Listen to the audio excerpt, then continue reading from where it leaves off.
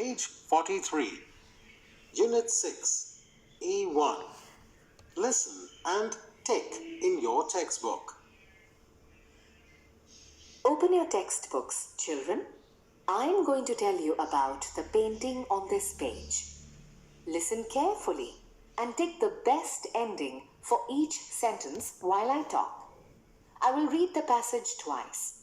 The second time, check that your answers are correct. This picture of two women and a peacock is in Karachi Museum.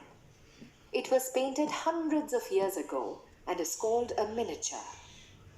Miniature is another word for small, and miniature paintings are always small, but full of detail. Nobody knows for sure what the women and the peacock are saying, but I think the woman in orange is saying, "Be careful, the peacock bites." What's your opinion? What do you think the woman in blue is saying? And what is the peacock saying? Tell your friend.